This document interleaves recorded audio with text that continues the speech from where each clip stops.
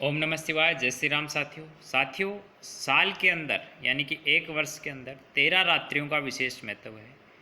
जैसे 9 नवरात्रि, एक महाशिवरात्रि, एक होली की रात, एक दीपावली की रात और एक दशहरे की रात। इन 13 रात्रियों को खास पूजा विधि विधान के साथ संपन्न की जाती है, जिसके अनेक शुभ अशुभ प्रतिफल प्राप्त होते हैं।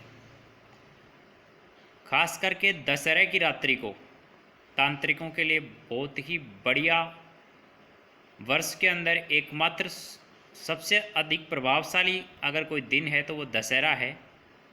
दशहरा की रात्रि के अंदर तांत्रिक अपनी पूजा संपन्न करते हैं, जिसका उनको 10 गुना प्रतिफल प्राप्त होता है।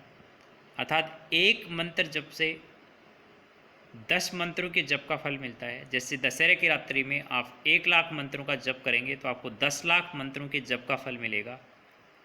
किसी भी कर्म का 10 गुना फल मिलता है। जैसे आपने दशहरे की रात्रि में कोई गलत काम कर लिया तो उसको 10 गुना आपका पाप बढ़ जाएगा, अर्थात आपको 10 गुना दंड मिलेगा। जैसे ही कोई शुभ कर्म कर लिया तो उसका 10 गुना आपको प्रतिफल प्राप्त होगा। जैसे आपने किसी की मदद की, किसी गाय को खाना खिलाया तो 10 गायों को खाना खिलाने का फल मिलेगा, और 10 को खिला दिया तो 10 गुना हो जाता है, यानी कि 100 गायों को खाना खिलाने का प्रतिफल प्राप्त होगा। तो दशहरे का जो दिन और रात्रि है,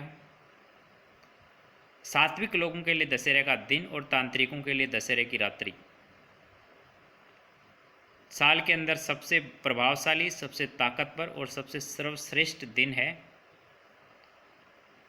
इस दिन बहुत तांत्रिक साधक अपनी साधना करते हैं, आध्यात्मिक लोग अपनी पूजा करते हैं, और गृहस्थी लोग अपने पूर्वजों के मान सम्मान की, अपने हक के और अपमान की जो लड़ाई है न्याय और अन्याय की, धर्म अधर्म की, उसमें हिस्सा लेते हैं और भगवान से अपने हक और अधिकारों की मांग करते हैं। अपने आत्म स्वाभिमान के लिए लड़ाई लड़ते हैं, युद्ध के लिए तैयार होते हैं, अपने हथियारों की पूजा करते हैं, अपने पूर्वजों का याद करते हैं, अपने पूर्वजों के मान सम्मान की, हक और अधिकार की लड़ाई के लिए खुद को तैयार करते हैं, अपने आने वाली पीढ़ी को तैयार करते हैं, उनको बताते हैं अपने शत्रुओं के विषय में, अपने पूर्वजों के विषय में, अपने पूर्वजों को जो मान मिला, सम्मान मिला या किसी ने उनका अपमान किया उसके विषय में उनको अवगत कराते हैं, ताकि आने वाले वक्त में अपने पूर्वजों को मान सम्मान दिलाया जा सके,